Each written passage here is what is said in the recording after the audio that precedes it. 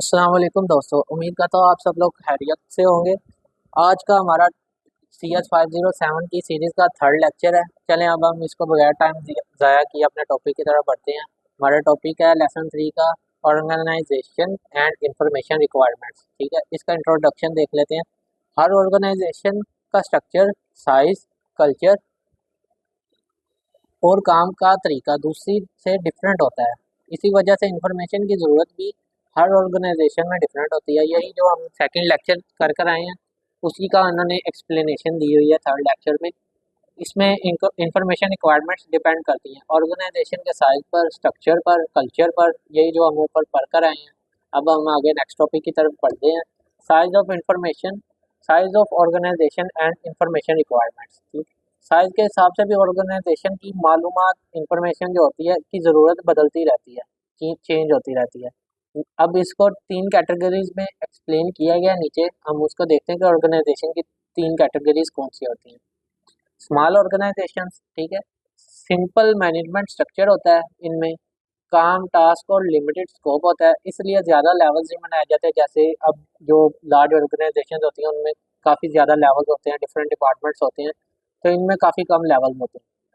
सिर्फ एक या दो सीनियर मैनेजर्स होते हैं, ठीक है, जो ऑर्गेनाइजेशन को चला लेते हैं इजीली। लोअर लेवल एम्प्लॉयज को डिसीजन मेकिंग में शामिल नहीं किया जाता। सारे डिसीजन टॉप लेवल पर होते हैं, CEO की बेस पर। ठीक है, सेंट्रलाइज डिसीजन लिए जाते हैं। ठीक है, एक या दो लोग सब कुछ कंट्रोल कर लेते हैं और ये चीज़ ऊपर है। इंफॉर्मेशन फ्लो कैसा होता है, बहुत इजी होता है और फ्लेक्सिबल होता है। डॉक्यूमेंट्स और रिपोर्ट का बहुत ही कम होती हैं क्योंकि सब डायरेक्ट कंट्रोल किया जा रहा होता है छोटी ऑर्गेनाइजेशन में, और ओनर खुद ही बिजनेस चला रहा होता है, ये भी कह सकते हैं आप। इसलिए सिस्टम भी सिंपल और बहुत ही ईजी होता है। अगर स्मॉल ऑर्गेनाइजेशन में इंफॉर्मेशन की रिक्वायरमेंट्स को देख लेते हैं। रोज़ाना की ट्रांजैक्शंस का रिकॉर्ड के रोज़ाना क्या हो रहा है, डेली की सेल रिपोर्ट, क्या सेल हो रहा है डेली के डेली। कैश मैनेजमेंट हो जाती है। उसके अलावा किससे मतलब कि किससे अमाउंट लेनी है और किसको देनी है, पेबल्स कितने और रिसीवेबल्स कितने हैं, जैसे अकाउंटिंग में आपने पढ़ा होगा। अब उसके बाद आ जाती है second type medium size organisation. ठीक है, इनमें क्या होता है, ये फैमिली बिजनेसेस भी इन्हें कह सकते हैं, जैसे फादर सन और उसके बाद उनके बेटे वगैरह चला रहे होते हैं इस बिजनेस को। इनका ट्रस्ट इनफॉर्मल रिलेशन स्ट्रॉन्ग होता है। ठीक है, इसमें क्योंकि ये फैमिली ही चला रही है तो ये आपस में बहुत ही ज़्यादा फॉर्मल स्ट्रक्चर नहीं होता। सारे इंपॉर्टेंट पोजीशंस जो होते हैं वो फैमिली के पास ही होते हैं, जैसे CEO हो गया, मैनेजिंग डायरेक्टर हो गया, कॉरपोरेट के मैनेजर्स हो गए, वो सारे फैमिली के पास ही होते हैं ये बड़ी पोस्ट। इंफॉर्मेशन का स्ट्रक्चर देख लेते हैं अब। इसमें सिर्फ एक्सटर्नल रिपोर्टिंग तक लिमिटेड होता है। रिपोर्टिंग का मकसद सिर्फ ये होता है कि क्लाइंट का ज़रूरी इन्फो मिल जाए, कि क्लाइंट को जो जो डाटा है वो ज़्यादा रिक्वायरमेंट के लिए होता है। ड्यूटीज़ का प्रॉपर डिवीजन नहीं होता कि एक पर्सन ने ये सारे टास्क करने हैं, दूसरे ने ये करने हैं, ऐसा डिवीजन नहीं होता। उसके अलावा अथॉरिटी डेलीगेट नहीं होती, सब कुछ फैमिली के लोग जो होते हैं वो खुद ही हैंडल कर रहे होते हैं। डिसीजन मेकिंग लेकिन इसमें भी सेंट्रलाइज ही होती है। ठीक है, सेंट्रलाइज ही होती है, CEO, मैनेजिंग डायरेक्टर सब मिलकर फैसला करते हैं। मीडियम ऑर्गेनाइजेशन के अब इंफॉर्मेशन रिक्वायरमेंट्स देख लेते हैं। जैसे जैसे ऑर्गेनाइजेशन का साइज बढ़ता जाता है, जाहिर सी बात है उसी तरह इंफॉर्मेशन की रिक्वायरमेंट्स भी बढ़ती जाती है। इसमें आ जाता है इंफॉर्मेशन प्लानिंग, मॉनिटरिंग और इम्पोर्टेंस भी बढ़ती है। लॉन्ग टर्म प्लानिंग भी बहुत ज़्यादा ज़रूरी होती है ताकि हर काम ट्रैक किया जा सके। चलें इसके बाद हम अपनी थर्ड कैटेगरी को देख लेते हैं जिसका नाम है लार्ज ऑर्गेनाइजेशन। लार्ज ऑर्गेनाइजेशन की खसूसियात देख लेते हैं। बड़ी ऑर्गेनाइजेशन में ऑपरेशन का स्केल बहुत ज़्यादा होता है। ठीक है, क्योंकि इसमें ज़्यादा काम हो रहे हैं, बहुत ज़्यादा वर्किंग हो रही है, प्रोसेसिंग हो रही है, प्रोडक्शन हो रही है। इनके साइज़ का अंदाज़ा लगाने के लिए कुछ पॉइंट्स देखने पड़ते हैं हमें, कि उनमें एम्प्लॉयज़ की कितनी क्वांटिटी है, मतलब कि कितने एम्प्लॉय काम कर रहे हैं।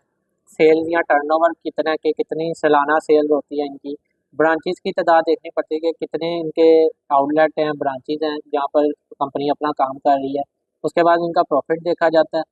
इनके एसेट्स की वैल्यू देखी जाती है। एसेट्स होते हैं कि वो उसके पास कितना लैंड है, उसके ऊपर कितनी बड़ी कंपनी है वगैरह, कितने अलग अलग बिजनेस चल रहे हैं उनके। ठीक है, अब इसका स्ट्रक्चर देख लेते हैं।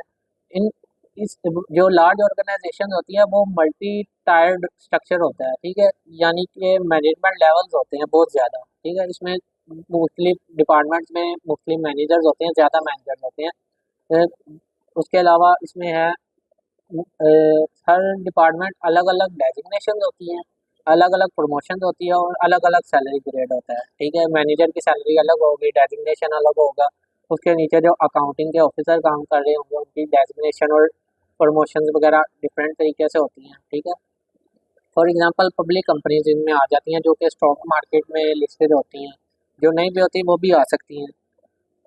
लार्ज ऑर्गेनाइजेशंस की इंफॉर्मेशन रिक्वायरमेंट्स, डिटेल प्लानिंग ज़रूरी होती है इसमें, ताकि शॉर्ट टर्म और लॉन्ग टर्म गोल्स को अचीव किया जा सके। ठीक है, उसके अलावा परफॉर्मेंस के भी अलग से प्लान बनाए जाते हैं, ताकि टारगेट्स के अगेंस्ट मेजर किया जा सके कि हमने कितना टारगेट रखा था और अचीव कितना किया। उसके बाद है nature of business and information requirements. Her business sector जैसे कि मैन्युफैक्चरिंग हो गया, सर्विस हो गया, ट्रेडिंग हो गया, ये मुख्तलिफ सेक्टर्स हैं एक बिजनेस के, कि अलग अलग टाइप की इंफॉर्मेशन की ज़रूरत होती है। ठीक है, सब मिसाल के तौर पर मैन्युफैक्चरिंग सेक्टर सेक्टर है, उसमें ये वो सेक्टर होता है जहाँ चीज़ें बनाई जाती हैं, ये आप नाम से पता चल रहा है मैन्युफैक्चर करना। प्रोसेस में कई स्टेप्स होते हैं इसमें। ठीक है, जो इन्फॉर्मेशन है इम्पोर्टेंट है वो देख लेते हैं। रॉ मटेरियल जो है कब वेयर हाउस भेजना है, मैन्युफैक्चरिंग का प्रोसेस का डाटा, और फाइनल कंज्यूमर तक प्रोडक्ट कब और कैसे पहुंचाना है। उसके बाद मैनेजमेंट को क्या चाहिए होता है जो मैन्युफैक्चरिंग में काम कर रहे होते हैं। ठीक है, रोज़ाना के खर्चे, प्रोडक्शन के टारगेट, प्रोडक्ट की क्वालिटी और डिलीवरी स्केड्यूल। ठीक है, उसके बाद आ जाता है सर्विस सेक्टर। यहाँ प्रोडक्ट फिजिकल नहीं होता। ठीक है, इसमें मतलब कि इनटेंजिबल होता है, सर्विस प्रोवाइड की जा रही होती है इनडायरेक्टली, उसको भी हम प्रोडक्ट ही कहते हैं बेसिकली, मगर इसको सर्विस सेक्टर में इंटेंजिबल प्रोडक्ट कहते हैं। ठीक है, जैसे ट्रेनिंग हो गया, कंसल्टिंग हो गया, हेल्थ केयर हो गया। ठीक है, अब इसमें इंपॉर्टेंट चीज़ें क्या हैं, सर्विस की quality, customer satisfaction, time schedule और अपॉइंटमेंट्स वगैरह। तो बाकी आप देख लीजिए एक दो पॉइंट्स। उसके बाद है ट्रेडिंग सेक्टर। ये वो सेक्टर होता है जहाँ पे चीज़ें जो होती हैं बेची और ख़रीदी जाती हैं। मिसाल के तौर पे मटेरियल मैनेजमेंट हो गया, इंपोर्ट एक्सपोर्ट हो गया, सेल्स डिपार्टमेंट हो गया। ठीक है, यहाँ पर क्या इन्फॉर्मेशन चाहिए होती है कि आपके पास हर प्रोडक्ट का जो आप बना रहे हैं या कोई आप लॉन्च करने वाले हैं उसका ट्रैक होना चाहिए, कस्टमर का प्रोफाइल होना चाहिए कि वो ख़रीद कौन रहा है आपसे, डिस्ट्रीब्यूटर्स खरीद रहे हैं कि आप डायरेक्ट कंज्यूमर्स को दे रहे हैं। ठीक है, कस्टमर्स के कमेंट्स देखने के वो आपके प्रोडक्ट के बारे में क्या सोचते हैं, सेल्स का वॉल्यूम आपका देखना है, प्रॉफिटेबिलिटी देखनी है कि क्या उस प्रोडक्ट से आपको फ़ायदा हो रहा है, स्टॉक का रिकॉर्ड भी आपने मूवमेंट को भी ध्यान में रखना है कि स्टॉक कम ना हो जाए। चलें अब ये एक फाइनल नोट देख लेते हैं। जैसे जैसे ऑर्गेनाइजेशन का साइज़ या बिजनेस का स्केल चेंज होता है, उसी तरह इंफॉर्मेशन की रिक्वायरमेंट्स चेंज करनी पड़ती हैं ताकि हर चीज़ कंट्रोल में रहे और मॉनिटरिंग अच्छे से हो। शुक्रिया। अगर आपको टॉपिक के रिलेटेड कुछ क्वेश्चन करना हो तो कमेंट सेक्शन में पूछ सकते हैं। अगर वीडियो अच्छी लगी हो तो चैनल को सब्सक्राइब करें और अपने दोस्तों में शेयर करें ताकि हमारी न्यू लेक्चर सीरीज़ आपको टाइम से पहुंच सके। शुक्रिया।